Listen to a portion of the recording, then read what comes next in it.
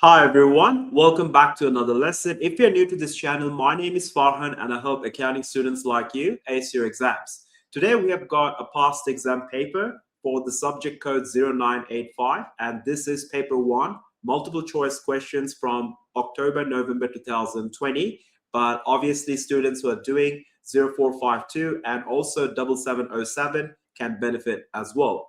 So you can see all the questions on the left-hand side, and sometimes we'll discuss workings which we have on the right-hand side, and I'll ensure the screen resolution is adjusted for that. But what I need you to do now is mainly focus and follow through for an excellent understanding. With that being said, let's begin. All right, so let's start with number 1.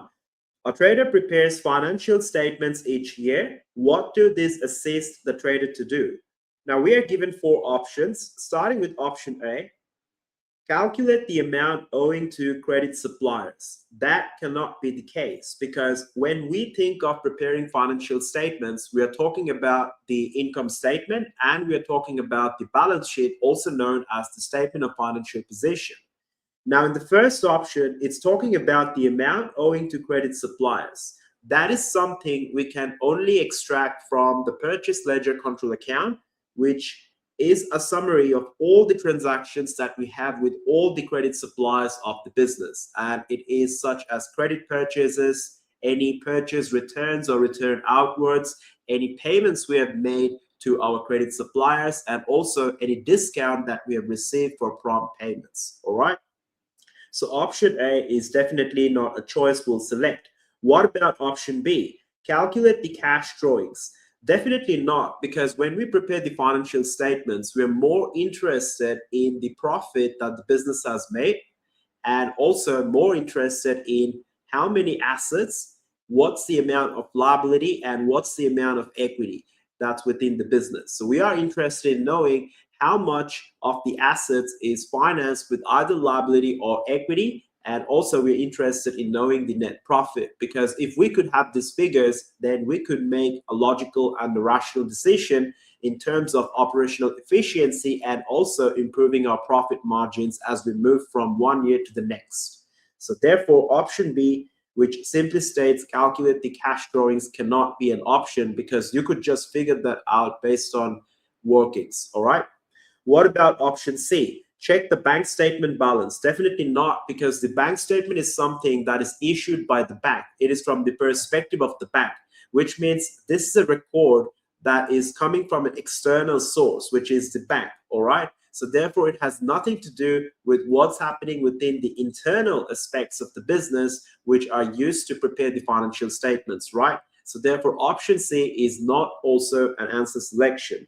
What about option D? Make decisions about the future. Obviously, as we have just discussed a while ago, we are preparing the income statement so we can calculate the net profit, and then we prepare the statement of financial position or the balance sheet to know how much we have got in assets and how are these assets financed? What proportion of these assets are financed with liability? What proportion of these assets are financed with equity? What operational improvements we could make, such as reducing expenses?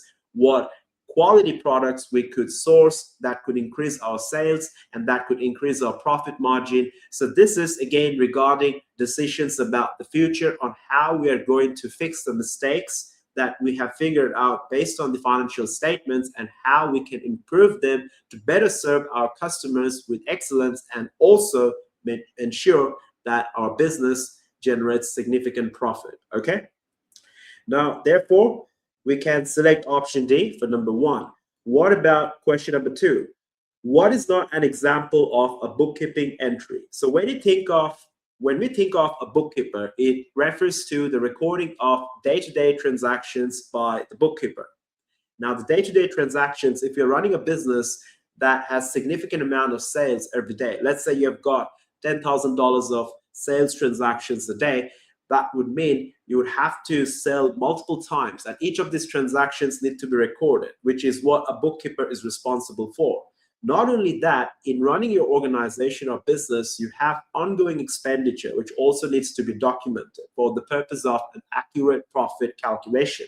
But this is not done by the accountants. As an accountant, you are responsible for understanding the basics of accounting and how you could utilize your knowledge in preparing the financial statements and then looking into the financial statements and assessing what operational improvements you could make. All right. So therefore, you won't be recording transactions as an accountant, but a bookkeeper is only simply recording transactions. So let's look at option A.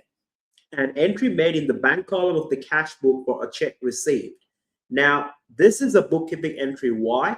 Because cash book is a book of prime entry. So what do we understand by a book of prime entry? A book of prime entry refers to the initial place of recording a transaction, which is what a bookkeeper is responsible for. So when we receive the check, let's say from a customer, we are recording it in the cash book on the debit side in the bank column, which obviously reflects the fact that assets are increasing. Now, this is, as we have discussed, a book of prime entry, initial transaction recorded obviously by the bookkeeper. So therefore, option A is not our choice of answer selection. What about option B? Cost of goods purchased on credit entered in the supplier's account. Again, it is documenting a transaction with regards to credit purchases so that we are aware how much inventory has been brought into the business and what's the amount of obligation we have towards our credit suppliers. So again, this is recording a transaction, which is what a bookkeeper will always do. What about option C? Expenses paid during the year entered in the income statement. So the key word here is enter. So obviously income statement and the balance sheet is prepared by the accountant who is qualified, who is professional, someone like you in the future, all right? So therefore, option C is not what a bookkeeper is responsible for, but rather a professional accountant who is in charge of preparing the income statements and the balance sheet. And the way he can prepare that income statement and balance sheet is by having a summary of all the transactions that the bookkeeper has processed for him. All right. So therefore, option C is not an example of a bookkeeping entry. So that's the correct choice of answer selection in this case. All right. What about option D? Goods returned by a customer entered in the sales returns journal. Again, journal in itself is a book of prime entry, which is what a bookkeeper is responsible for recording because it has to do with the day-to-day regular transactions of the business. As an accountant, you would not want to use your brain power dealing with all these transactions. You're interested in having a summary of all the accounts already processed, which is what your bookkeeper is responsible for. So in a business that operates in a large volume of sales will always have multiple bookkeepers. But again, in this day and age, due to the technological upgrades, we have many softwares which automatically takes care of most of the stuff for a bookkeeper. And as an accountant, your main job will be to only assess the financial statements, look into the ratios and make decisions regarding the future and help the business person who is in charge of running the business. Okay. Now let's look into question 3. The following balances appeared in Hussein's books. So here you can see we are given many assets and liabilities, and our question is, what was the total of liabilities? So starting with the first option, we have got for fixtures, which is obviously a non-current asset. Then we have got inventory, which is a current asset. Then we have got trade receivables, who are the current assets of the business because these are the people to whom the business have sold inventory on credit in the past. Therefore, economic benefit is expected from these guys because they are supposed to pay us money. Trade payables, which is a current liability. This is our obligation as the business because we have purchased inventory on credit from our supplier. Then we have got other receivables. This could be expenses which you have paid for in advance, such as prepaid rent or prepaid insurance, or it could be commission that you have earned for the current year, but you have not yet received for in cash. Then we have got other payables, which are also liabilities. Then we have got loan to Imran. So loan to Imran, again, this is from the perspective of Hussein, all right? So Hussein has given a loan to Imran. So that is for Hussein an asset because Hussein expects Imran to pay him back in the future. So therefore, loan to Imran is a current asset. It is a loan that is receivable from the perspective of Hussein. And why is it not a non-current asset? or a non-current liability, we obviously understand why is this not a liability, because it's not Hussein's obligation, it's Imran's obligation to pay Hussein. But it is not a non-current asset because you could look into the amount, which is $1,000, which is quite minimum. So therefore, this is expected in a short time, and therefore this is better classified as a current asset. Lastly, we have got bank overdraft, which is a current liability. This is when you have withdrawn more money from the bank account than what you originally had. In other words, your bank balance is minus 1,400. That shows that you have withdrawn in excess of what you had for yourself. Okay, so the total of the liabilities in this case is to simply add the trade payables of 4,500, other payables of 3,000, and bank overdraft of 1,400. This three added together gives us $6,200, which is therefore option B. Now let's do number 4. What does the owner's equity consist of? All right. Now, the owner's equity is simply assets minus liabilities, all right?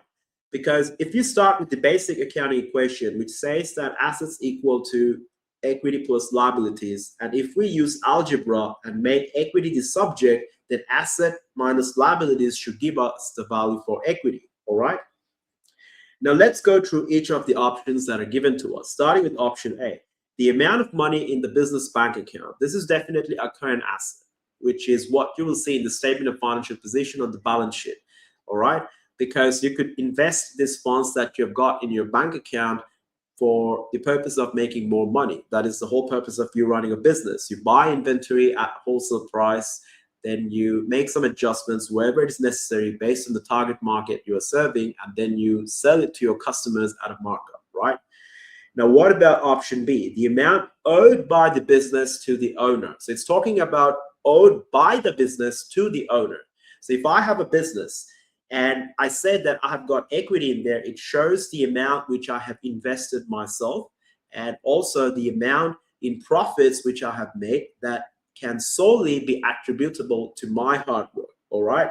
So this is what the business owes me. The business is a separate legal entity from me. So whatever money the business makes is separate. And if I am a trader, I would just withdraw the money from the business, given that I'm the sole trader of the business, which means all the profits, all the equity of the business belongs to me. So the business actually owes me. All right. So that fits the definition of an equity. And I can only withdraw whatever the business owes me after the liabilities, which are my obligations towards whatever payables I have been paid off from the assets that I hold. And once that has been paid off, whatever residual is left behind is what we refer to as the equity, which in other words is the amount owed by the business to me as the main businessman. All right. So therefore, option B would be the correct answer to select for number 4. What about option C? The total of the assets owned by the business. We can clearly see this is not the case based on the accounting equation because liabilities must be deducted. And lastly, we've got the total of the current assets less the current liabilities. This is what gives us working capital, all right? So working capital, whenever you're required to calculate, mainly in ratio calculations, that is the difference between current assets and current liabilities, all right? Okay, so therefore, the correct answer for number 4 is option B. Now let's go to question number 5. Which entries did Sally make to record the following transaction? Rashid, a credit customer, returned damaged goods. Now, what I want you to do first is think about what would have originally happened in the past when Rashid would have purchased goods on credit from Sally. So in the past, Rashid, the moment he buys the goods on credit, Sally recognizes a sales revenue. And by default, all sales revenue are to be credited, all right?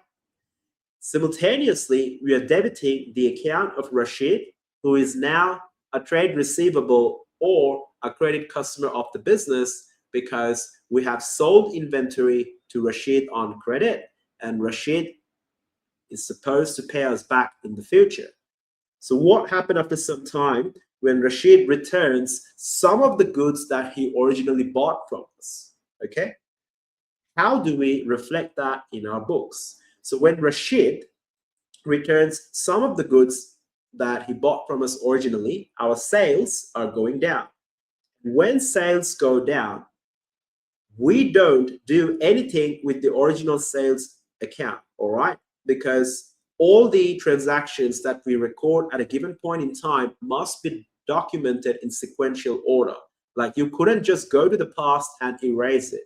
You would rather record a new entry and ensure it is linked to that original past entry for accurate documentation. So when you're running businesses, these are very important for understanding your business properly, the ins and outs of it, okay? So what I mean by reducing sales. So the way to reduce sales is to debit the sales returns account, which is obviously the account needed to reduce sales, all right? So if by default sales is always credited and you have now got returns, then it should be debited, and that account is the sales returns account. Simultaneously, we credit the account for Rashid because Rashid now owes Sally less than compared to what he owed Sally originally, obviously, right? Because now some returns have been initiated and already processed, okay? So Rashid's economic benefits that Sally perceives in the future has now decreased. Therefore, the assets are decreasing, and all assets when they decrease, we credit it. So therefore, the correct answer to select on number 5 would be option C, okay? All right. Now let's go to question 6. The following account appeared in the books of Mary. So in the books of Mary, we are given the account of Paul. And what I need you to do first is to have a quick look, and you will see that the opening balance is on the debit side. On the 1st of April, balance brought down of $90 recorded on the debit side, okay? If it is recorded on the debit side, that is a clear indication that Paul is an asset, because by default, all assets must be debited, which means that when they increase, we debit them. And that also means we always have an opening balance of debit for assets, right? Therefore, if Paul is an asset, he can only be a credit customer for Mary. And that is clearly verified because in the debit side, you can see we have got additional sales recorded on the 14th of April, which must be on credit. And that is $150, which again justifies the fact that Paul is in fact a credit customer for Mary. And then on the credit side, you have got all the relevant transactions again, where Paul has made some sales returns. Paul has paid us $88, and then Paul got some discount of $2. And then lastly, the final balance that Paul owes at the end of the month, which is $125. Now, the question is, which statement is correct? It's definitely option A, because option A is on 1 April, Paul owed Mary $90, as we have already understood that Paul is an asset and a credit customer, okay? Now let's go to number 7. In which sections of Zamir's ledger would the following accounts be maintained? So we have got the sales account and the account of Harjit, a trade receivable. All right. So sales account is always in the general ledger. So the general ledger is mainly for revenue accounts, expense accounts, and any purchase of assets, any liabilities and stuff, all right? And the account for Harjit would be kept in a special ledger, which is the sales ledger. And the sales ledger is mainly prepared to keep all the individual credit customer accounts, which means other than Harjit, if you had Manjit, his account would also be in the sales ledger. If you had Karan, his account would also be in the sales ledger. If you have John, Paul, who are different credit customers, will have separate and individual accounts for each of these customers within the sales ledger, all right? Okay, now, therefore, for number 7, option B is the correct answer. Now, what if we had a trade payable or credit supplier? We would be selecting the purchase ledger, which is basically individual and specific supplier accounts from whom we have bought on credit as a business, okay? All right. Now let's go to number 8. Sue allows 2% cash discount to credit customers who settle their account within 28 days. Jane purchased goods with a list price of $200 on the 10th of September. She returned these goods on the 15th of September. which entry would Sue make on the 15th of September? Now, based on the first sentence, we understand that if our customer pays us within 28 days, then we offer them a 2% cash discount, all right? Now, Jane bought the goods with a list price of $200 initially on the 10th of September and made some returns on the 15th of September, which is only 5 days from the transaction, right? So that means Jane definitely does not qualify for a discount. And also this is validated because Jane hasn't obviously made a payment, which the question clearly specifies that there's no payment that has been made, isn't it? So what we can do in this case is ignore the 2% cash discount, which is irrelevant in our case. But when we look at the list price of $200, and then the fact that after 5 days to return all these goods, we could now say that we would be debiting simply the sales returns account in the general journal, in the general ledger, right? So, and then on that case, as a book of prime entry initial entry, you would be recording it in the sales returns journal simply at the original list price of 200, because obviously no discount has been processed, okay? So on that basis, the correct answer to select for question 8 is option D, okay? All right. Now we'll go to question number 9. All right, so let's begin with question 9. A transaction was posted to the wrong account of the same class. What type of error was made? All right, so same class, let's say it's expenses, and the wrong account would be that you actually paid for rent, but your bookkeeper made a mistake and recorded that amount in the wages account, all right? So we understand both rent and wages in itself are expense accounts, but we just misplaced the accounts where we recorded the transaction in the wrong account, as in this case is in the account of rent instead of wages. But we understand that both rent and wages are both expenses, which means they fall in the same class or classification anyway. That is what we classify as an error of commission, which is simply recording stuff in the wrong account, but they both belong to the same category, which in this case, the example I gave you is for an expense. It could be also for customers, all right? So when your customer makes a payment, let's say John made a payment, all right? John is your customer, but you ended up processing that transaction in the account of Sean, all right? So both John and Sean are customers for the business, but whatever John transactions you have got, you had made a mistake and recorded it in the customer account of Sean, all right? So you have wrong accounts, but both John and Sean fall within the same class of being a credit customer or a trade receivable. That is also, as we say, as an error of commission. So therefore, for number 9, the correct answer to select would be option A. Now, I would want to discuss option B, C, and D, but perhaps not with this question, because as we move through the next questions, there could be instances where we'll find these discussions, all right? Now, what about number 10? Motor vehicle expenses, $50, were incorrectly debited to the motor vehicle account. This is what we classify as an error of principle. And the reason this is an error of principle is because we have now got the wrong classes involved. As we can clearly see, we had got a motor vehicle expense, which we incorrectly recorded in the account of non-current asset, which is the account of motor vehicles. So we have got expenses, which is the vehicle expense, and then we've got the asset account in itself, which is the motor vehicle purchase account, all right? So as you can see, there are different classes. One is an expense, one is an asset. And that is a clear example of an error of principle, where you have just recorded everything in the wrong class, okay? Now, so how can we correct this error? So based on the statement that is given to us, we understand that assets have been wrongly overstated and expenses have been incorrectly understated. Therefore, the fix is to simply increase expenses and reduce my assets, right? And that is clearly a case given in option A, where we are increasing our expenses, and when expenses increase, we debit them, which is to debit $50 here. And now that we're decreasing assets, when assets decrease, we credit it. So we are crediting the motor vehicles account by $50. So option A is the correct answer choice for number 10. All right, so now let's move to number 11. And I'll bring some workings here.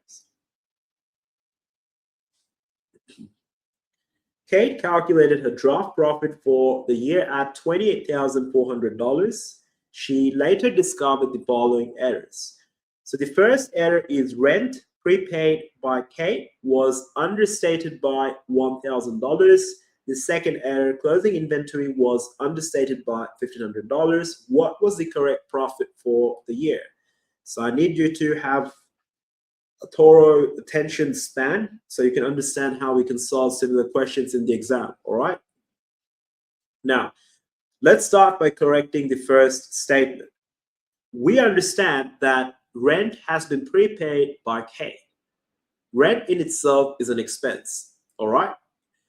So if Caie has prepaid rent, that would refer to prepayment of rent for the next financial period. Isn't that so? So prepaid rent would obviously be current asset for the business because you have paid for something in advance and you still have not taken the benefits, all right? You're taking the benefits in the next year. So on that basis, when we correct statement 1, as part of the correction, we have to increase our current assets, which is the prepaid rent account. So we obviously increase current assets, which is to increase our prepaid rent. Make sense? And the reason we call this an asset, as we understand, because we haven't consumed the economic benefits in this financial year, but we will definitely consume it in the next financial year. That means whatever expenses for rent has been reported would be overstated by 1,000 as a mistake. But as a correction, that would now be fixed and understated by 1,000, and when expenses go down by 1,000, profit, due to the inverse relationship with expense, must go up by $1,000. All right? And let's start with the second statement. Closing inventory was understated by $1,500. Okay, so that was a mistake. So to fix it, we just have to increase it. So let's just say we are increasing closing inventory by $1,500. When we increase closing inventory by $1,500, what happens to the cost of goods sold? And I need you to understand something here. We can derive the cost of goods sold by starting with the opening inventory, OI in short, add purchases, and lastly deduct the closing inventory. So when we are increasing our closing inventory by $1,500 as part of the correction, we are subtracting more. So when we subtract more, is it not logical to state that the cost of goods sold should go down? That is why the arrow is downwards here by $1,500, right? Okay. So if cost of goods sold goes down by $1,500, shouldn't gross profit increase by $1,500? Obviously, right?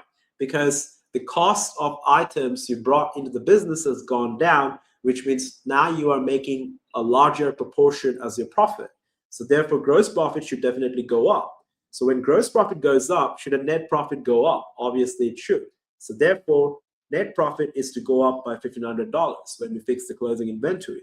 Therefore, the correct profit is to start with the draft profit of $28,400, then add $1,000 for the rent expense stuff that we have fixed, and then add $1,500 for the inventory stuff that we have fixed as well, which gives us a correct profit of $30,900. And on that basis, option D is the correct choice of answer selection. Okay? All right. Okay, so I'll give you a moment to process this.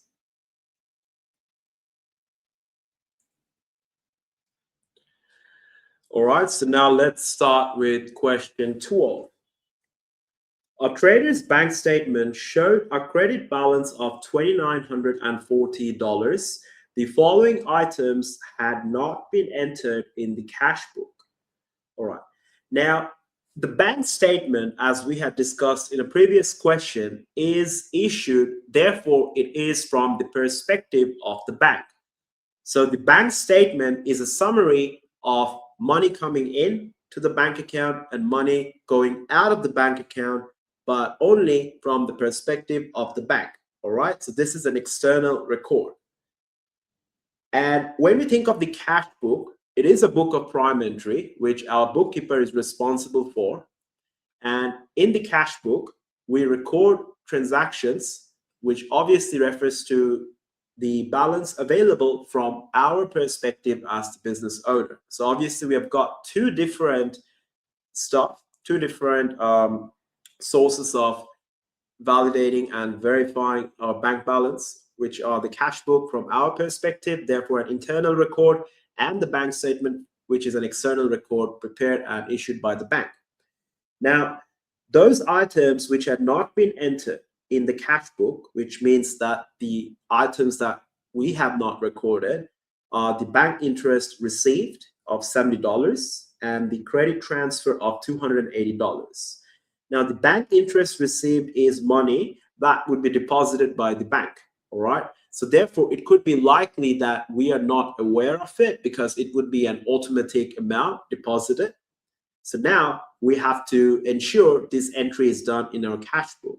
So assuming that we have $2,940 as the correct balance, which is what the bank statement is reporting, and we understand that our cash book does not reflect that balance yet, what do we have to do?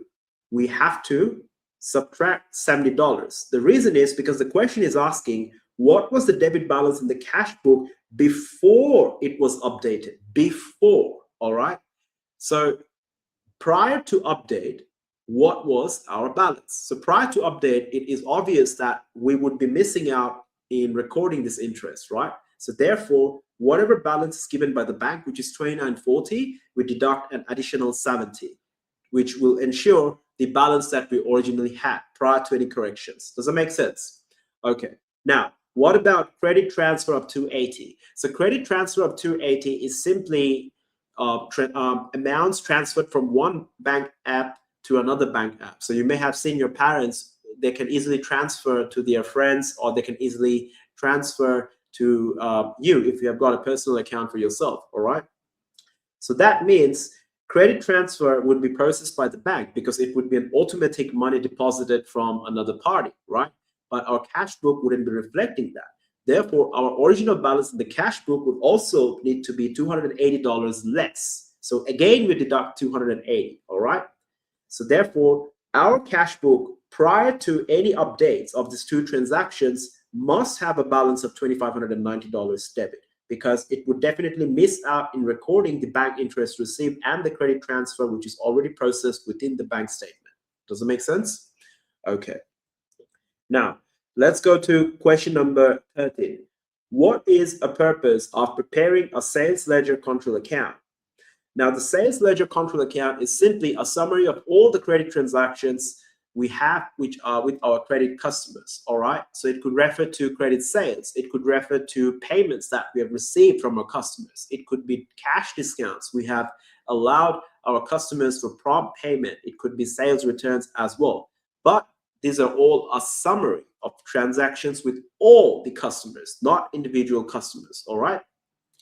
Now, the first option given to us is to identify irrecoverable debts. We can't really identify irrecoverable debts after we prepare a sales ledger control account, because in the sales ledger control account, we are interested in recording the credit sales and to have a picture of what's the total amount our customers owe us at the beginning of the year and at the end of the year. We can't really identify irrecoverable debts or be confident with having an irrecoverable debt unless the customer associated with this irrecoverable debt had actually confirmed that, hey, I can't make the payment anymore, and because our businesses are not doing well, stuff like that, okay? So only in that case, you could confidently identify an irrecoverable debt. So therefore, option A is not a choice. What about option B? To make fraud more difficult. That is a correct statement, because the sales ledger control account is mainly prepared. The reason we call it control is to ensure that the risks that a business can perceive significantly goes down. Why? Because all the entries in the sales ledger control account comes from the sales ledger. So the sales ledger has individual customer accounts, but the sales ledger control account is just a summary of all the totals with all these individual customer accounts, right? So if one person is in charge of preparing the sales ledger and a different person is in charge of preparing the sales ledger control account, then we can prevent fraud through segregation of duties. If we had given the responsibility to the same person to prepare the ledger and also the control account, then whatever amounts he records in the ledger is exactly what he will transfer in the control account. Isn't that so? So that means there is a chance of fraud. So therefore, we create a segregation of responsibilities where we employ different personnel to look after the sales ledger and the sales ledger control account. And this is mainly to ensure that the risk significantly goes down, which obviously means that we want to deter fraud or make it more difficult. So therefore, option B is definitely a purpose of preparing a sales ledger control account. What about option C? To provide the total owed to trade payables. That is the mistake. Like, we're obviously not dealing with credit suppliers, right? Because trade payables are credit suppliers. What about option D? To show the total of cash and credit sales. Definitely not cash, right? Because cash sales are cash sales which are recorded separately. The sales ledger and the sales ledger control account are talking about credit customers, therefore credit sales. So therefore, option D doesn't make sense as well. Therefore, for number 13, the correct answer choice would be option B. All right. So let's go to number 14. George is preparing his purchase ledger control account. Which information would he obtain from his general journal? Now, as we had talked about earlier, the general journal is where we record revenue, expenses, assets, liabilities, and capital, okay? And sorry, that is the general ledger I was talking about. So which information would you obtain from his general journal? So what we want to do first is go through each of the options that are given to us and select our answer choice, okay? So let's start with option D. Refunds received from credit suppliers. So when we receive a refund from credit supplier, we have money that's involved. Every time money is involved, the book of prime entry to record a transaction, which is the initial place of documenting a transaction, must be the cash book, all right? Obviously, our bookkeeper is responsible for this. So when you receive refund from credit suppliers, money is involved. Money is coming into the business. Every time there has something to do with money going out or money coming in, that is recorded in the cash book as a book of prime entry or the initial place of documentation. So therefore, option D is not relevant in this case because it would go in the cash book. What about option C? Irrecoverable debts written off. This is irrelevant, completely irrelevant, because George is preparing the purchase ledger control account, which has to do with credit suppliers of the business. And when it comes to irrecoverable debts, we are talking about customers, right? Credit customers. So there is a misalignment. Therefore, option C can't be your answer choice. What about option B? Goods returned to credit suppliers. That is a purchase return, which is recorded specifically in the special journal, purchase returns journal, all right? Therefore, the only option left to us is the contra entry with the sales ledger. What do we understand by contra entry? It means that George has a supplier in the business from whom George buys on credit, but that supplier sometimes also comes and buys stuff on credit from George himself. So that supplier is also George's customer, all right? So it's like, let's say I have grapes and, let's say George, which is me, I have grapes, and to source these grapes, I gotta go to a supplier, okay? And that supplier he has many items. Okay, let me just change the example a bit. So let's just say I'm George, I have a fruit shop. And in my fruit shop, I have varieties of fruits which I sell. It could be pineapples, grapes, apples, oranges, mangoes, basically anything to do with fruits, right? And what I do, again, I'm George, what I do is I go to different suppliers out there, different farmers out there, organic growers out there, and I source all these fruits and bring into my business by buying them on wholesale. So we have got many suppliers, okay, for different fruits. And let's just say one of the supplier from whom we source mangoes from, he happened to visit our shop one day, and he was like, hey, like, since you buy mangoes on credit from me and you owe the money for the previous batch of mangoes, how about you sell me some grapes now on credit, and you could offset the balance you owe to me for the previous batch of mangoes you purchased. Does that make sense? So this is the contract entry that we're referring to. And stuff like this is always to be recorded in the general journal. So therefore, for number 14, the correct choice of answer selection would be option A. Okay? All right. Now, let's go to number 15.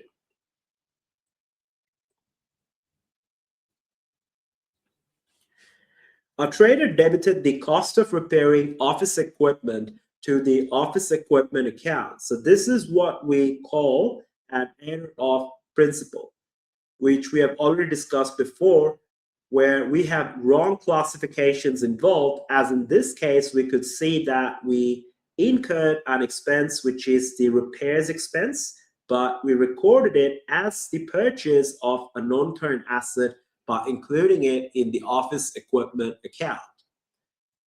Now, how did this error affect the financial statement? So we can clearly understand the assets are overstated and the expenses are understated for the error of principle. When expenses are understated, should my profit not be overstated? Obviously, right? So we select those answers. We can initially cross up those answers which does not mention the fact that profit is overstated, which is option C and D. So now we have got A and B to select from. We obviously understand assets have been overstated as well. So therefore, option A is the correct choice of answer selection. Okay? All right. So for number 16, I'll just bring the whiteboard and adjust the screen. So let's have a discussion for number 16. Rashid provided the following information at 31 December. So we're given the machinery at cost, which is $52,000.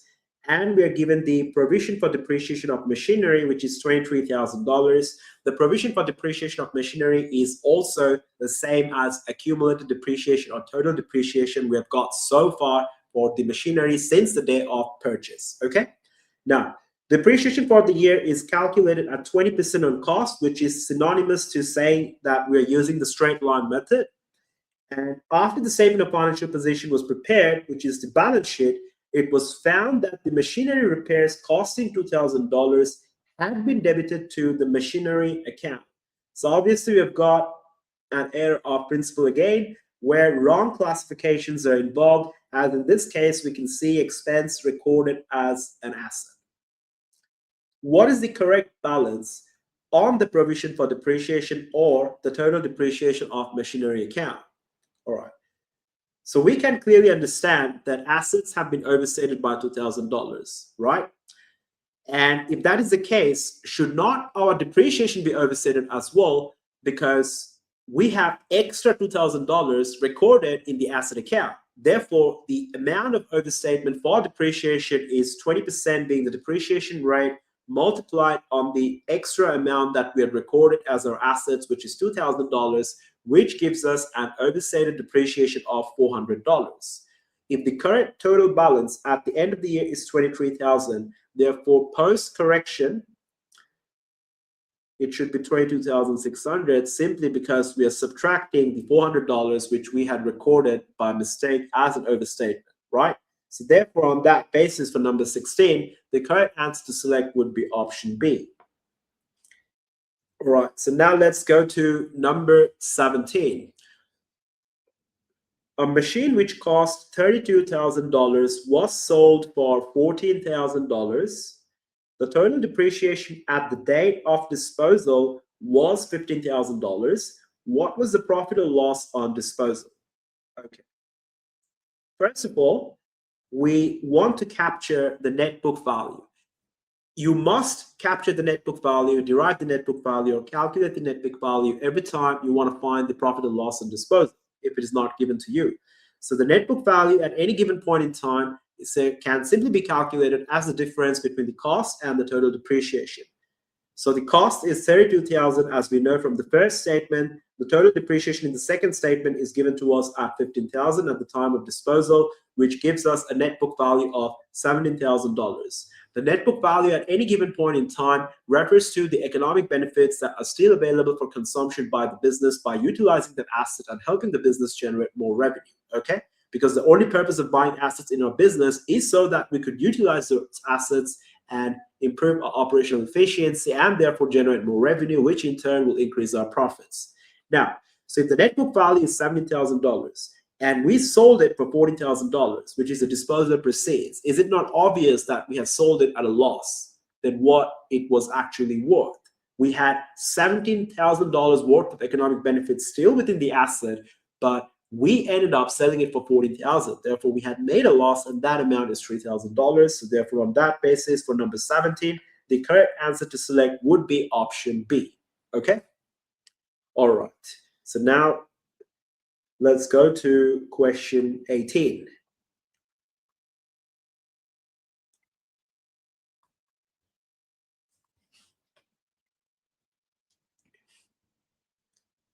BINA maintains a provision for doubtful debts of 3% of the trade receivables at the end of each financial year. On the 1st of September 2019, the provision for doubtful debts was $900. On the 31st of August 2020, the trade receivables amounted to $42,800. So we understand that we are working with a business where the financial year starts on the 1st of September and ends on the 31st of August of the following year. And we are now required to prepare a journal entry on 31st August 2020, which is what we refer to as an adjusting entry, which you should have prepared for an adjusted trial balance. Okay? Now, we want to capture and find the provision for doubtful debts at the end of 31st of August 2020. So if the given rate is 3% and the trade receivables at the end of the year is $42,800, and we could also confirm that we have no irrecoverable debts or bad debts which we need to subtract initially. In this case, we can clearly see there are none. Therefore, we could just simply multiply 3% on 42,800 trade receivable balance. That gives us an ending provision for doubtful debts at 31st of August 2020 to be $1,284. And if we compare that to the beginning balance of $900 at the start of the year on 1 September 2019, there is a clear increment. And that amount of increment is $384, which is simply the difference between $1,284 and $900. Now, let me ask you something. So when we think of provision for doubtful debts, what do we actually refer to? So provision for doubtful debts is referring to a given portion of your credit customers who are unlikely to pay you. And if that amount has increased compared to what we had at the beginning of the year, is that not a bad thing for our business? Of course it is, because now the business perceives that there is a higher possibility and a probability to receive the cash that our credit customers owe us for credit sales that we have made to them in the past. So if that goes up, there is now a chance of incurring some losses, which should reduce our profits and our equity. Therefore, an increase in provision for doubtful debts must be an expense that we are incurring, obviously due to the uncertainties involved. And this is validated mainly by the prudence accounting concept, which clearly mentions that assets are never to be overstated. The assets in this case we're referring to is the net balance of trade receivable that you report in the statement of financial position, as you have seen many times already where we subtract the provision for doubtful debts always in the current assets, right? And also, the prudence concept mentions that expenses are not to be understated. So if we record an increase in provision for doubtful debts, we are not understating our expenses, right? So we are ensuring the uncertainties have been factored in so that we could determine an accurate profit calculation to sustain our business operations moving forward. So now that we understand an increase in provision for doubtful debts is an expense, and we also know that all expenses incurred by default must be always debited, should we not record it in the income statement under our expenses section? Obviously. So that means, could we say that we can debit the income statement? Obviously. So therefore, we are debiting the income statement by $384, which is what option A gives us. And we are simultaneously crediting the provision for doubtful debts by $384. And what is the logic for crediting the provision for doubtful debts by $384? Provision for doubtful debts in itself is a contra asset account. What do we understand by a contra asset account? A contra asset account is prepared to record all the reduction associated with a relevant asset account, and the relevant asset account in this case is the trade receivables account. So whatever likely amounts we may not recover, rather than processing them directly through the trade receivables account itself, we are creating a contra asset account to record that reduction separately, which is the provision for doubtful debts account. And if all assets by default are always debited, and given that provision for doubtful debts, which is a reduction for the specific assets, should not the provision for doubtful debts, when it increases, be credited because it is a contra asset account.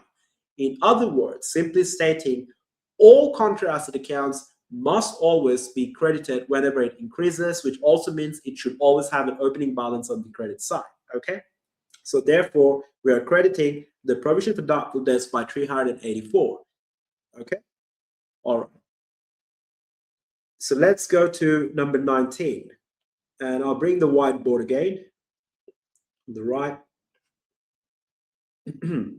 Excuse me, please. So now let's start with number 19. So we're already 52 minutes in this video, but I'm happy to do it for my students. All right.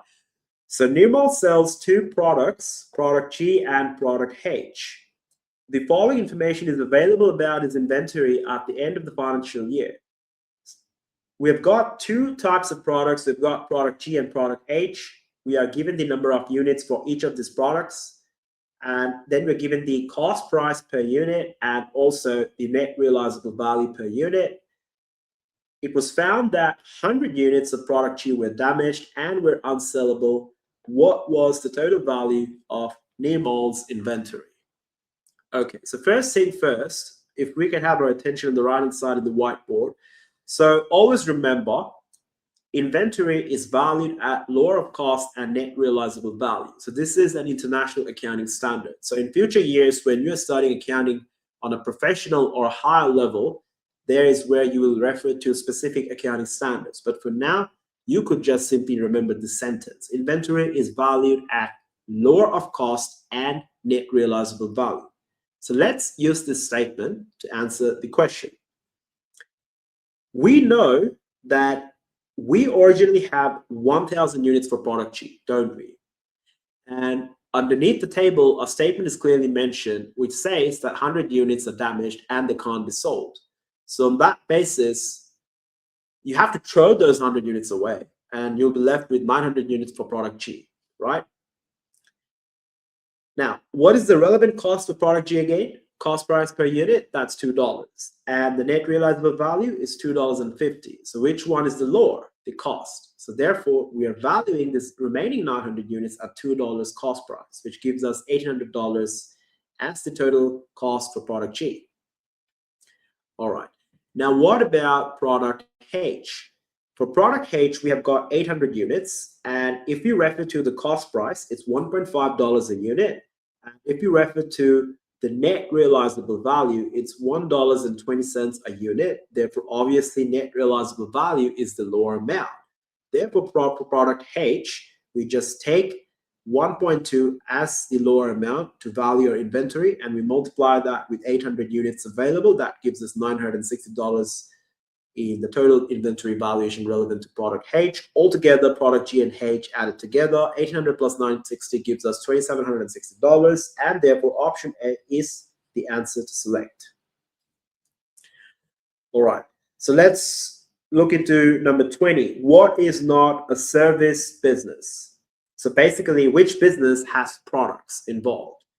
Starting with hairdressing salon. So that is definitely a service business, the barber cutting your hair. All right, so he's not selling you any products. He's making the money by using his time, and you're paying him for the time, or which is the haircut or beard trim or whatever you do. It's clearly a service. What about option B, accountant's practice? So an accountant is not selling you products. He's selling his time, his service. He is helping you prepare the income statement and the balance sheet, or the tax returns and all this stuff. What about a supermarket? Definitely has products involved. Any supermarket you would go to, especially if you're from Dubai, you can clearly see in your grocery stores you have many items, many products, all right? So it is clearly not a service business. A supermarket is the correct choice of answer selection. For number 20, it would be option C. What about option D? Computer repair shop. Again, that is a service business because it's repairs. That is an expense which we incur. No specific products are involved, but rather it's just simply, it's not a repairs expense because we're talking about the shop itself. So it is like we make money by repairing devices for people, by repairing a computer, an iPad, a microphone, or whatever. So again, it is relevant to time and my skill and service. So the only business which has products is supermarkets. So for number 20, it's option C, okay? All right. Now let's go to question 21.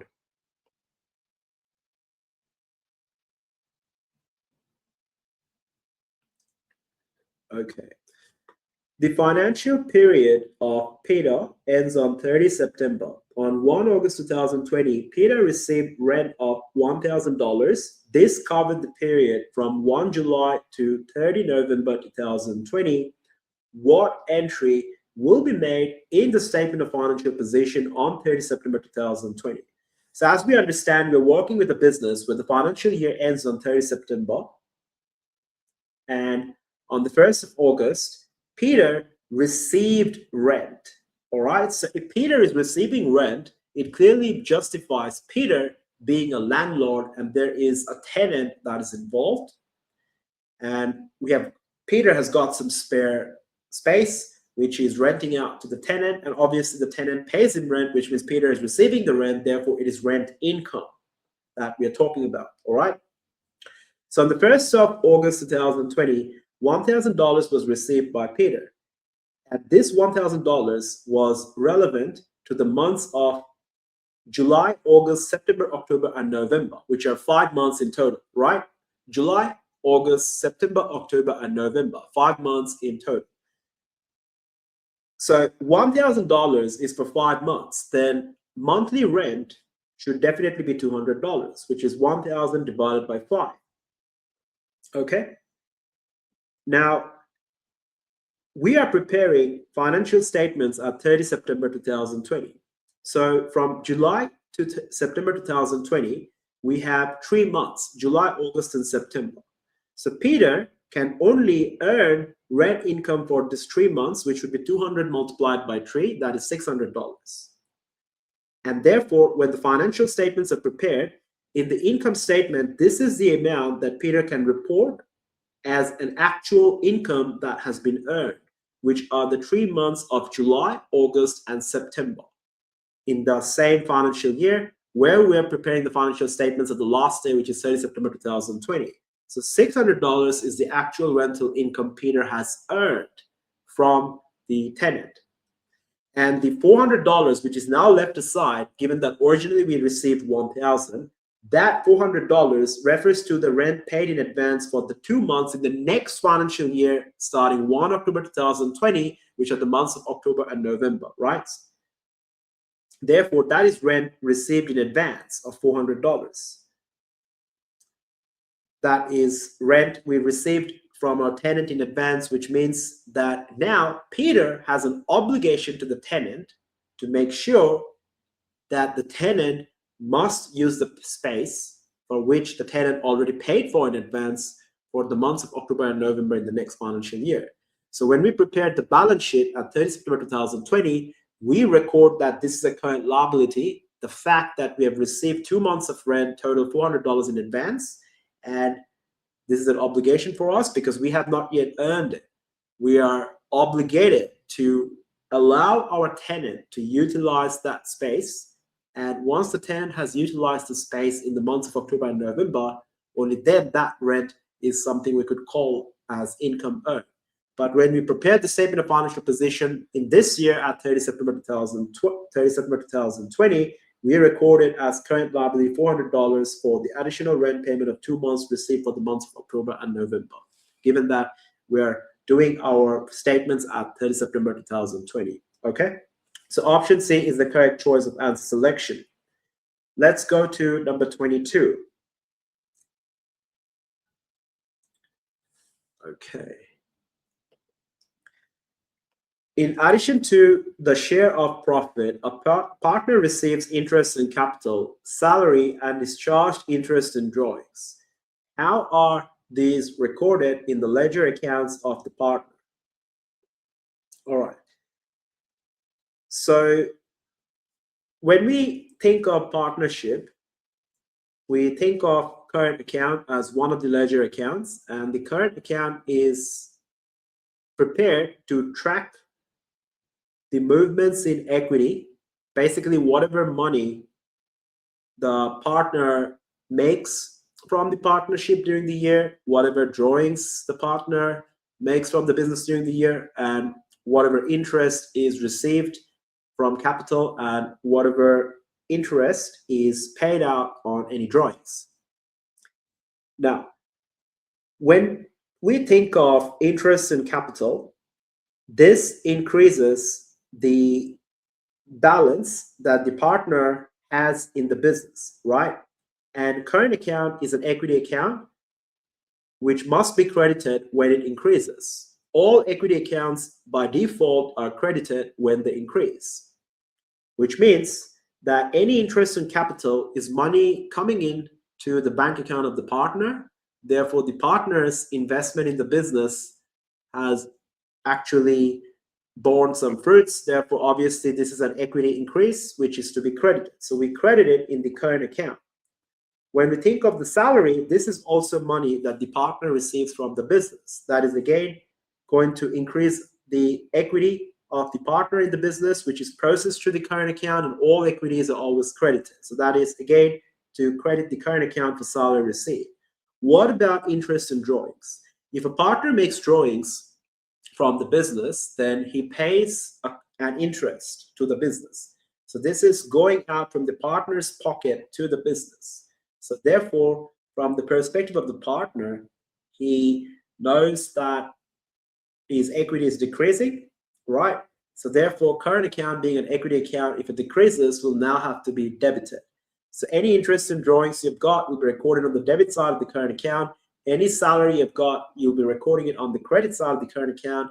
Any share of profit you've got, you're recording it on the credit side of the current account, because obviously equity is increasing for you.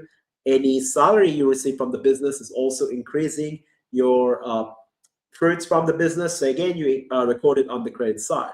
All right. But if you had got losses, therefore that should be processed on the debit side of the current account, because obviously your equity would decrease. Okay.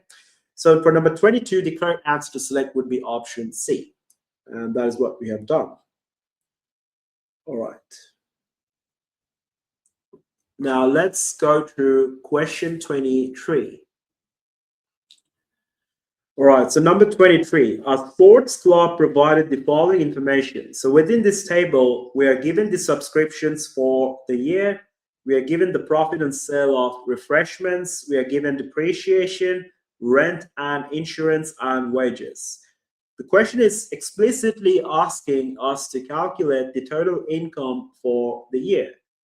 It is not asking us to find the surplus or deficit as you would normally see in the income and expenditure account, where you would be obviously including all the expenses. But now that it is only asking us to find the total income, we ensure that no expenses are included, and the only two sources of income in this case will be the subscriptions for the year, which we receive from our club members, and the relevant profit we have made on the sale of refreshments, perhaps to these club members.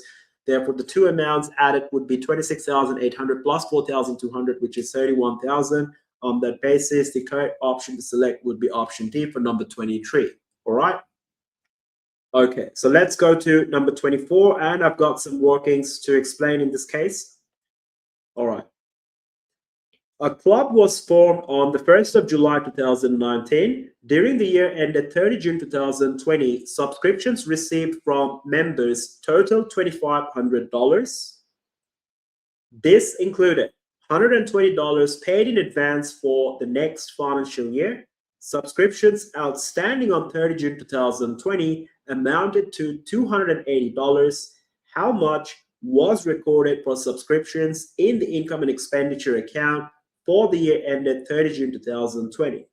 So what's happening is that we have received cash with regards to subscriptions, and some of this also reflects payment made in advance by our club members for services that they would take next year. Also, we know that we haven't received some of the subscriptions from our club members for the current financial year. So what we're required to find in this question is to calculate the exact amount for the relevant subscription fees earned for the current financial year. All right. That can be achieved by preparing a ledger account, as you can see on the right-hand side. So the subscriptions ledger account can be treated as a revenue account because revenue is for a business that makes profit, and subscription fees is basically for a non-profit organization, which in most cases is a club. Now, when we receive subscriptions from our members, our bank balance for the club is going up, which means our assets are going up. Therefore, we debit the bank account by $2,500 because obviously assets are increasing. And simultaneously, we would credit the subscriptions account by $2,500 in the sense that this is fees earned, or this is some kind of revenue. And by default, all revenue accounts are credited, right? So as we can understand, the subscriptions account has to be credited, which is what we are reflecting by recording it on the credit side of the ledger account, with the relevant cross-reference account being the bank account and the amount being $2,500. Okay. Now, if you read through the third sentence, which says this included $120 paid in advance for the next financial year, is that not referring to an obligation or a current liability? Because our members have paid us $120 in advance, but this is referring to next financial year. So in the current financial year, this would be a liability from the club's perspective. All liabilities have an opening balance recorded on the credit side, which means that the balance that you record at the beginning of the year on the credit side of the ledger account. Given that this is paid in advance for the next financial year, obviously this is the amount at the end of the year that should be a liability. If all liabilities have an opening balance recorded on the credit side, then the closing balance of liabilities must be recorded on the debit side. That is the law. That is the rule for accounting. So therefore, we are recording the closing balance on the credit side. And the closing balance is represented by a balance carried down of 120. Again, this is referring to current liability for the business, which is referring to cash received in advance for services to be provided to our club members in the next financial year. Therefore, at the end of the current financial year, this is a liability. All liabilities have an opening balance on the credit side, but because this is at the end of the financial year, the ending balance of the liability must be recorded on the debit side. That is the law when it comes to accounting. Now, we can also see that in the third paragraph, there is a second sentence with regards to subscriptions outstanding. All right, so let's see. Subscriptions outstanding on 30 June 2020 amounted to $280. So that is a current asset. Why? Because our club members owe us money. We have already fulfilled our duties, our responsibilities, our jobs, but our members haven't paid us yet. So in the books, we want to record this as an asset. all assets have an opening balance on the debit side.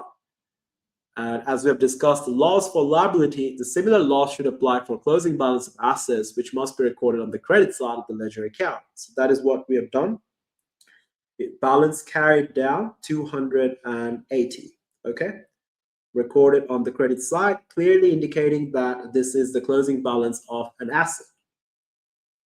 We are required to find the relevant amount to transfer in the income and expenditure account, which is I plus E in short that I've referred to here. So how do we derive that missing amount, which I have just highlighted in yellow? Simply, let's assume that we don't have this initially. How do we balance the account? We record everything on the heavier side, which would be the debit side. So when we add 2,500 and 280, we get $2,780 on the debit side, which must be the total on the credit side to ensure the fundamental rules of accounting apply. And once we subtract 120 from that on the debit side, we're left with $2,660 that can only explain the subscription fees earned for the year, which is always cross-referenced and transferred to the income and expenditure account. All right. So for number 24, it is option C. So let's go to question 25.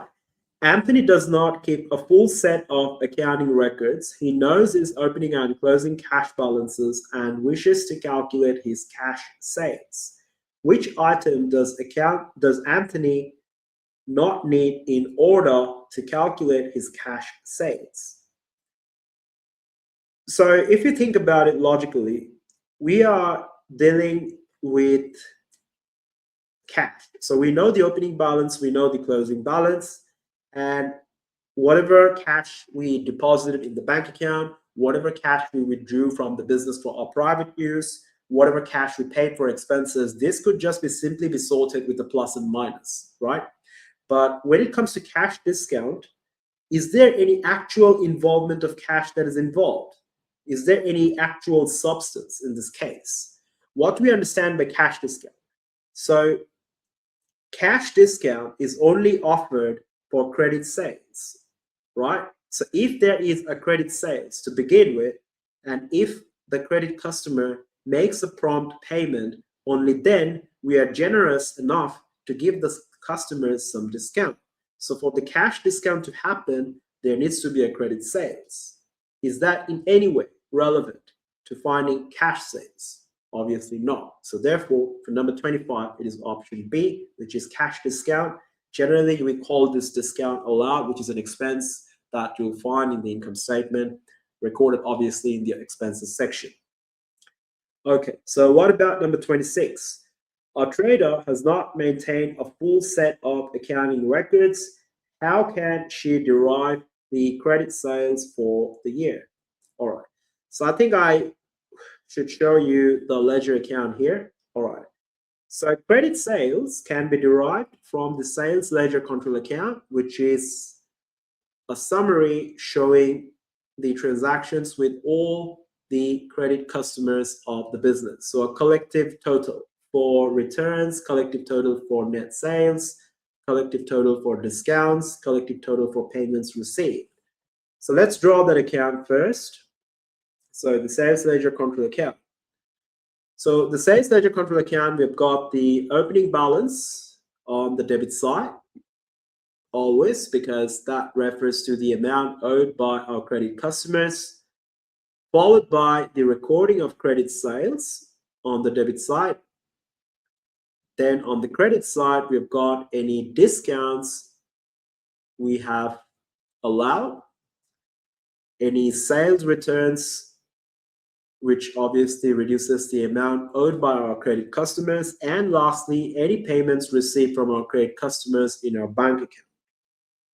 And we show the ending balance, okay? And let's just say the total on both sides obviously needs to be equal. Now, the question is asking, how can we derive credit sales? Now, if we are to use everything that I've shown you in this account, all right, couldn't we just say, obviously based on the fundamental rules of accounting, debits must equal credits, right? only then this ledger account will be balanced. So if we start by taking everything on the debit side, which is generally the case because it should be the higher side, we start with the opening balance of trade receivables. So I'm writing OBTR, opening balance trade receivables, add credit sales, and that should equal the discount we give, the sales returns, which is SR in short, and the payment we receive, and lastly, the closing balance of TR. Does this equation make sense, given that debits and credits must equal each other? Of course it should. We are required to find sales. So sales is the subject. So if we just use simple algebra where sales is the subject, we could just subtract the opening balance of trade receivables with whatever is on the credit side. Isn't that so? So on that basis, option D would be the correct answer. Why? Because receipts from credit customers is referring to a bank, plus closing trade receivables, which you can clearly verify within the brackets, plus discount allowed, and then lastly subtract opening trade receivables. So credit sales equal receipts from credit customers plus closing trade receivables plus discount plus sales returns. In this equation, we don't really have sales, but if you had sales, it should be treated the same way as you've treated those other three elements of bank closing, trade receivables, and discount. And lastly, we'll be subtracting the opening trade receivables. So we could just simply use algebra and solve this, but that obviously requires you to know the correct format and what goes on either sides of the sales ledger control account. All right? Okay, so number 27.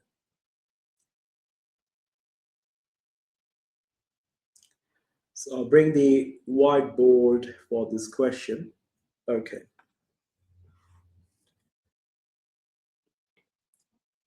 A trader made the following forecasts for the business for the next financial year. So we are given the average inventory, the rate of inventory turnover, and the markup. We are required to find the sales for the next financial year.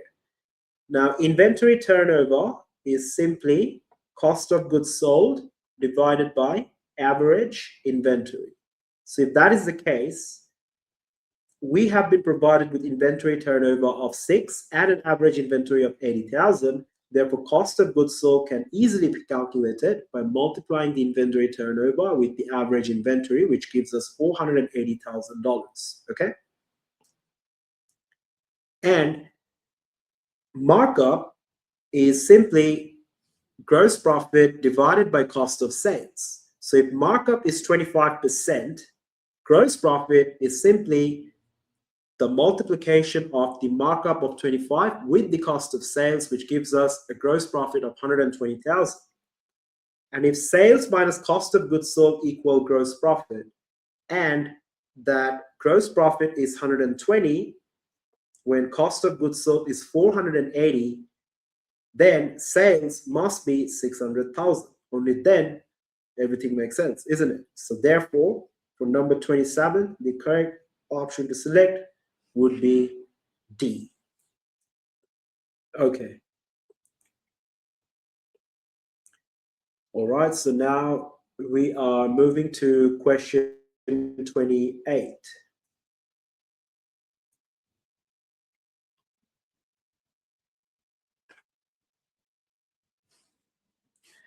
A company provided the following information about its current ratio.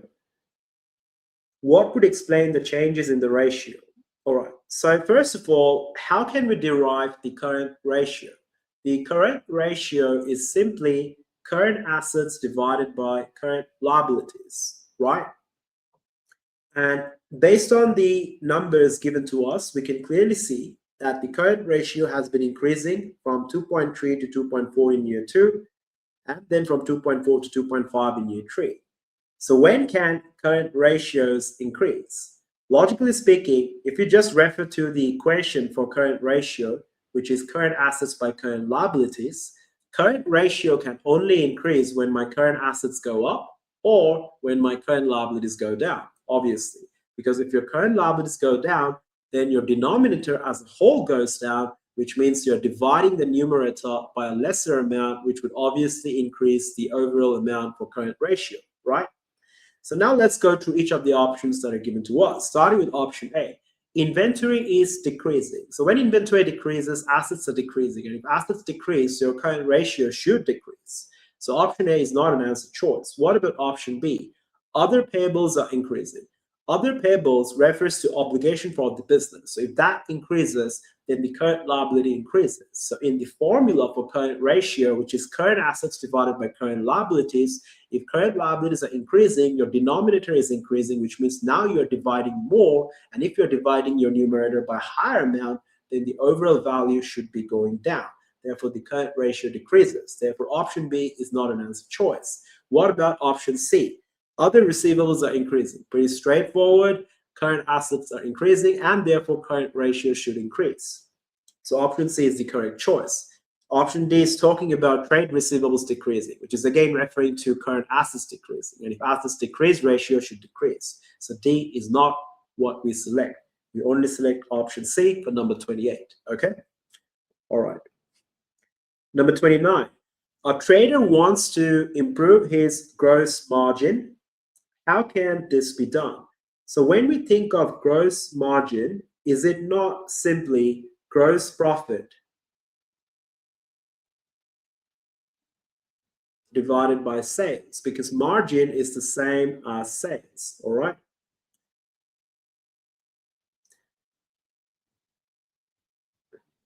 And gross profit could be further elaborated into the difference of sales and cost of goods sold, and then divide by sales. So these are two ways of writing the same equation, the same formula. So we could clearly see that when we are talking about improving our gross margin, we are only interested in whether our sales and cost of goods sold are affected. So within the choice of answer selections, we could easily cancel out option A and option B. Why? Because option A and B are both expenses, other expenses, clearly not relevant to either sales nor cost of goods sold. And these two expense amounts are used in the derivation of the final profit, which is the net profit, not the gross profit, okay? So option A and B are out. What about option C? Reduced rate of cash discount allowed. Again, this is an expense, which has nothing to do with sales and cost of sales. So option C is also out. But what about option D? Reduced rate of trade discount allowed. What do we understand by trade discount? Cash discount is discount allowed, which we give for prompt payment, all right? Which is, let's say today a customer came to us and bought $100 worth of stuff. And we said that if you can pay this amount in 2 weeks, you can pay me $90 and take a $10 discount. So that is a cash discount. But that is dependent on the fact that this customer, in fact, makes a prompt payment after 2 weeks or within 2 weeks to be eligible for the discount. But what about a trade discount? A trade discount is a discount given on the initial recording stage. So that would be the discount given on list price, okay? So if that is a discount given on list price, how does this affect? So I am the trader and I'm the businessman and I want to improve my gross margin. How can I improve my gross margin? Either I can increase my sales or I can decrease my cost of those items which I'm selling. So if I'm able to source these items at a wholesale at a reduced rate from my credit supplier, shouldn't my cost of sales go down, which ultimately increases the overall gross margin? Of course it does. So therefore, if I can source these items from my supplier at a reduced rate of trade discount, then the overall effect is such that my cost of sales is decreasing and the gross profit should increase. Okay? All right. So therefore, option D is the correct answer choice for number 29. Okay? All right. Now let's do number 30. Misha provided the following information for her first year of trading. In her second year of trading, Misha reduced the selling price and sold 1,500 units. Our gross profit decreased by $250. There was no change in the cost per unit. What was the total value of sales in the second year of trading? All right.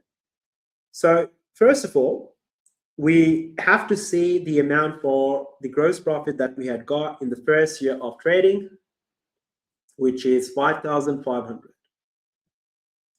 And based on the statement underneath the table,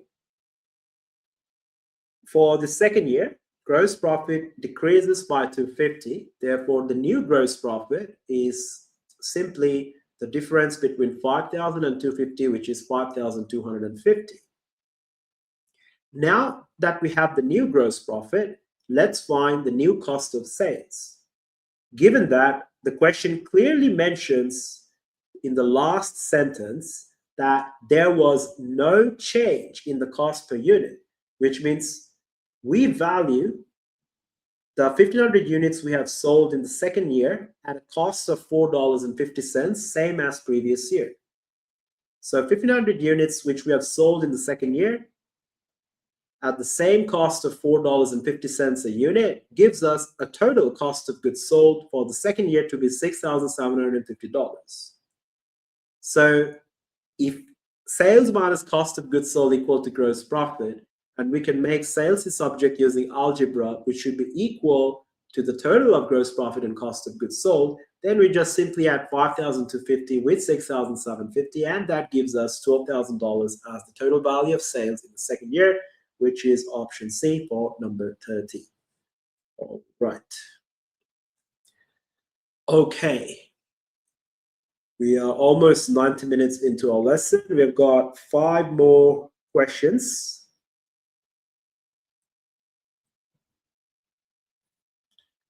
Okay. By the way, if you guys are interested in a mentorship program, you could check the link in the description. So we have got a program for 6 months and 9 months, obviously, given that you're taking the exams in the next year or at least in November of 2026. We also have got intensive programs, which is quite intense, especially given if you have exams coming up in the most recent 12 weeks, or let's say in 4 or 5 weeks from now. You could join that program. You'll find the application form in the description given in the for underneath this video, and also in the description in the channel links. Okay. All right. Now, starting with number 31, AB Limited and CD Limited both started business on 1 Jan 2019 with an ordinary share capital of $100,000. Neither company had any debentures or loans. Both companies had the same profit in 2019, only AB Limited paid a dividend. The return on capital employed was calculated using closing capital employed. Which statement about AB Limited's ROCE, which is the return on capital employed, is correct when compared to that of CD Limited? All right, in answering this question, obviously we have to understand what's going on, and we will start with option D. So option D is saying AB and CD should have the same return on capital employed. Is that so? Let's figure it out. We know that AB and CD both had the same capital of 100,000, and none of this company had any loans. Both these companies made the exact same profit, but only AB Limited paid a dividend. All right. When we think of dividends, what do we understand by that? Dividends refer to share of profits, which are distributed to the investors or the shareholders, right? So if dividends are taken out of profits, should it not reduce our retained profits or retained earnings, which refers to the profits that are available for reinvestment as part of our equity moving on to the next financial year? Obviously it should. So therefore, in no way the equity is the same for AB Limited and CD Limited, is it? No. When we think of the return on capital employed, we derive it by taking the profit in the numerator and then dividing it with the non-current liabilities added to the equity in the denominator. In option D, we can see AB Limited's equity should be lower because AB Limited paid a dividend. Given that all other characteristics are the same, So if only AB paid a dividend, which is taken out of retained earnings, and if retained earnings goes to equity, and equity is now going down because of the dividends that have been paid out, then obviously the return on capital employed is going to be different for AB Limited compared to CD Limited. Isn't that so? So therefore, option D is not correct because it's not same. In fact, AB Limited must have a lower equity because it paid out dividends, which means equity is going down. Okay. What about option C? It is lower because the dividend reduced the profit for the year. Dividend doesn't directly reduce the profit for the year. Okay. Because dividend is a separate record. The profit for the year is the profit for the year in itself. Dividend reduces the retained profits, the reinvested profits available for investment in the next financial year. So there's a difference between these two, okay? So therefore, dividend cannot directly reduce the profit, but it reduces the retained profits, okay? The retained earnings. That is the catch. So option C is not an answer. What about option B? It is lower because the dividend reduced capital employed. If dividend reduces capital employed, which means that the equity goes down, that means as a whole, the denominator goes down, then ROCE should go up as a whole because denominator is going down. But option statement B is mentioning it is lower, so therefore option B is not also correct. Therefore, the only answer choice valid should be option A. Why? It is higher because the dividend reduced retained earnings. Why is this high? Because if you look into the denominator, as we have talked about dividend reducing our retained profits many, many times, it means equity goes down. If equity goes down, the denominator as a whole should go down, which means the ROCE as a whole should go up. And option A is clearly correct because it first mentions that ROC is going up, and second, it mentions that dividend is taken out of retained earnings. Does that make sense? Okay, so for number 31, option A is the correct answer choice. Let's look into number 32. Which interested party uses the financial statements of a business to assess the current performance and plan for future activities? Okay. So starting with option A, banks. Banks are not involved in assessing the current performance of your own business or making decisions for your future. The bank is only concerned whether or not you can repay them for any loans that the bank has given you, okay? Second, you've got employees. They can't assess the current performance or plan for future activities. They're working in the business where they take care of the day-to-day activities of the business. For instance, we had a bookkeeper. We also have segregation of duties between people who are responsible for the sales ledger or who are responsible for the sales ledger control account, who are responsible for the purchase ledger control account, and all the stuff, okay? So they are busy doing the work in the business, so they can't really assess the performance and plan for future activities.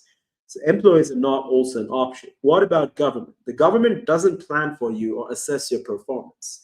They're only worried about whether or not you are declaring your profits and paying the taxes correctly. And banks, employees, and government are all banks and government are external entities outside of the organization. Only employees are within. And we can clearly understand that none of these three parties are involved in assessing my business performance and planning for me because they don't care. What about option D, managers? Managers are definitely interested because they are the internal parties of the business, and managers have compensation. So when you go work in professional organizations, you will see that at the end of the year, you're given a bonus, which is mainly a reflection of your performance throughout the entire year. So if you're in charge of a department as a manager, you would be assessing the improvements that are required to ensure that the business makes a profit or improves in terms of generating more revenue in the future, because your compensation and bonus is tied to your department's overall performance. Okay, so manager is definitely interested because you are the manager after all. So that is the whole point. So for number 32, it's D. What about 33? The special skills of the employees are not recorded in the financial statements of a business. Which accounting principle is being applied? Now, the skills of the employees are something that we can't measure with money, all right? So therefore, in this case, money measurement is the clear answer to select. So 33 is option C. 34. How can a business comply with the accounting principle of prudence? We have already discussed in the previous question before that the prudence theory talks about assets not being overstated and expenses not being understated. When we think of loss, it is reducing whatever equity the business has. Therefore, it is an expense that is incurred. So on that basis, if we are to apply the prudence concept, we don't want to overstate assets, nor do we want to understate our liabilities, nor do we want to understate our losses, which is in fact an expense. Okay, so for number 34, the correct answer to select would be option B. We have a last question. What is not an aim of international accounting standards? Let's go with option A. Let's start with option A. To ensure accounting standards in different countries agree. It can never be the case because the International Accounting Standards is an organization, a board that operates independently. And I can't force and go to different countries and ask them to adopt the standards that I have made. So this is not possible at all.